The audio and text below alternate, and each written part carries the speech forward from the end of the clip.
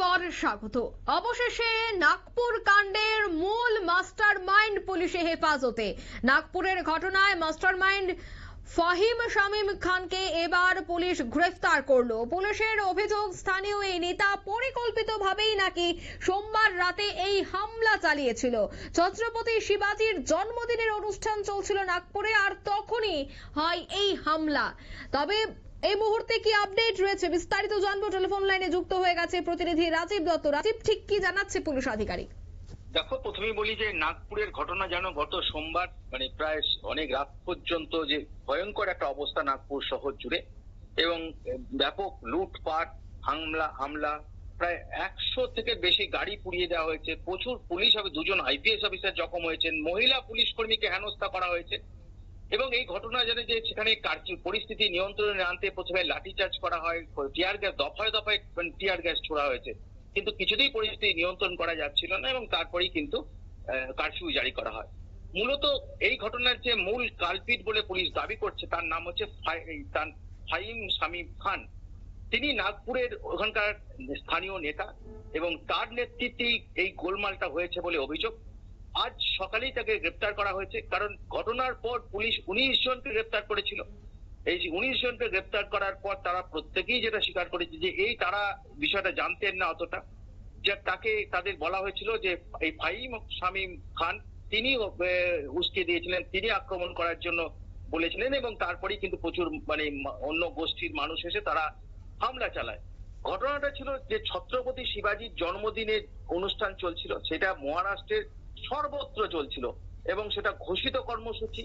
সেই কর্মসূচিটা মহারাষ্ট্রের ঠিক আরএসএস এর যে হেডকোয়ার্টার রয়েছে তার থেকে 2 কিলোমিটার আগেই এই কর্মসূচিটা নেওয়া হয়েছিল। বিশ্ব হিন্দু পরিষদের নেতৃত্বে এই কর্মসূচিটা চলছিল। যখন এই কর্মসূচি চলছিল সেই সময় এই ফাহিম শামীম তিনি কিছু ছবি, যেটা দেখা যাচ্ছে যে আওরঙ্গজেবের কুশপুত্তলিকা, আওরঙ্গজেবেরকে কোরআন পোড়ানো হচ্ছে, এরকম একটা কিছু ছবি তিনি পোস্ট করেছিলেন, যেটা জানতে পারছি আমরা। এবং সেই পোস্ট বুঝতেই পারছি যে ভয়ঙ্কর অবস্থা, এবং সেটা হু করে ভাইরাল হতে থাকে, এবং তারপরেই কিন্তু এই ঘটনা শুরু হয়ে থাকে। যে দেখা যায় যে মিথ্যে একটা ফলস ছবি দিয়ে, যে ওই জায়গায় ঘটনা ঘটেছে, এটা ফলস ছবি দিয়ে এইভাবে ঘটনাটাকে ঘটানো হয়েছিল, পরিকল্পিতভাবে ঘটনা ঘটানো হয়েছিল।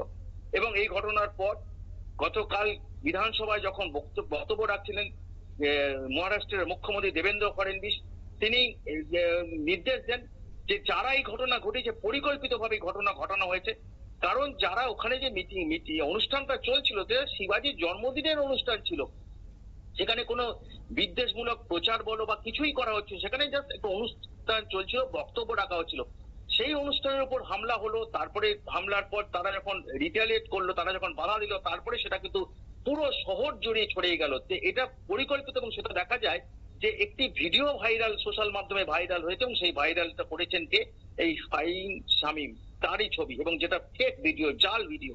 তারপরে পুলিশ তৎপর হয় এবং ফাহিমকে গ্রেপ্তার করার জন্য প্রথম পালিয়ে গেছিল, তারপর আজকে বিভিন্ন সূত্রে পুলিশ খবর পায় যে লুকিয়ে আছে একটা জায়গায়, এবং বিশেষ তদন্তকারী দল নাগপুর পুলিশের তারা ঘটনাস্থলে সেখানে ঘিরে ফেলে, এবং ফাহিমকে আজকে গ্রেপ্তার করে তাকে আদালতেও তোলা হয়েছে। তো মুখ্যমন্ত্রী একদম নির্দেশ, দেবেন্দ্র ফডনবিসের নির্দেশ, যে যারা এই ঘটনা ঘটিয়েছে তাদের প্রত্যেকে, যারা যে দল যে গোষ্ঠীই হোক, প্রত্যেককে শাস্তি দিতে হবে, প্রত্যেককে বিরুদ্ধে গ্রেপ্তার করতে এবং তাদের আইনের আওতায় আনতে হবে, এবং সেই মতোই পুলিশ তৎপর। এবং এখনো পর্যন্ত আমরা জানতে পারছি যে এই যে ছবি, ভিডিও ফুটেজ গুলো দেখবে, যে ভিডিও ফুটেজে দেখা যাচ্ছে ইট পাটকেল মারা হচ্ছে, গাড়িতে আগুন লাগানো হচ্ছে, প্রচুর ইট পাটকেল ছোড়া হয়েছে, আগুন লাগানো হচ্ছে, দোকান লুটপাট হচ্ছে, সিসিটিভি ক্যামেরায় ধরা পড়েছে, বিভিন্ন সংবাদ মাধ্যমের ক্যামেরায় ধরা, বিভিন্ন সংবাদ মাধ্যমের কাছে ছবি চাওয়া হয়েছে। এই যে ছবিগুলো বিশ্লেষণ করে যে পুলিশ দেখছে যে কারা কারা সেই ঘটনাগুলো ঘটিয়েছে, এবং সেগুলো আইডেন্টিফাই করা হচ্ছে, এবং এখনো পর্যন্ত 1200 জনের বিরুদ্ধে এফআইআর করা হয়েছে। তার মধ্যে 19 জনকে গ্রেপ্তার করা হয়েছে, এবং ফাহিমকে গ্রেপ্তার করা হয়েছে, মোট 20 জনকে গ্রেপ্তার করা হয়েছে। আরো অনেক গ্রেপ্তার হবে, এবং আরো অনেককে গ্রেপ্তার করা হবে, কারণ যাদের ছবি, যাদের দেখা গেছে সেই সংঘর্ষে লিপ্ত হয়েছে, প্রত্যেককে গ্রেপ্তার করার নির্দেশও দিয়েছেন মুখ্যমন্ত্রী। তাই গ্রেপ্তারের সংখ্যা আগামী দিনে বাড়বে, কারণ কোনোভাবে কাউকে ছাড়া যাবে না। তারা যেভাবে প্রায় কয়েক ঘন্টা ধরে তাণ্ডব চালিয়েছে পুরো নাগপুর শহরে, 100 বেশি গাড়ি, তার মধ্যে বহু পুলিশের গাড়ি, এবং যেটা অঙ্কিতা, যে পুলিশ কর্মীদের ব্যাপকভাবে হেনস্থা করা হয়েছে, এবং সেই কারণেই কিন্তু ব্যাপক ধরপাকড় চলছে। যদি অনেকে এখন পালিয়ে গেছে, কিন্তু পুলিশ এখন যে এই ছবি দেখে তাদের আইডেন্টিফাই করে এবং তাদের বাড়ি বাড়ি তল্লাশি এবং তাদের আরো ধরার চেষ্টা করছে। অঙ্কিতা, ধন্যবাদ। অর্থাৎ ইতিমধ্যেই কিন্তু প্রায় 1200 জনের বিরুদ্ধে অভিযোগ দায়ের করা হয়েছে, তবে যে মূল মাস্টার মাইন্ড তাকে ইতিমধ্যেই গ্রেফতার করা হয়েছে। নাগপুর পুলিশ তাকে গ্রেফতার করেছে। নিয়ে নিচ্ছে এই মুহূর্তে ছোট্ট একটি বিজ্ঞাপন বিরতি, সঙ্গে থাকুন।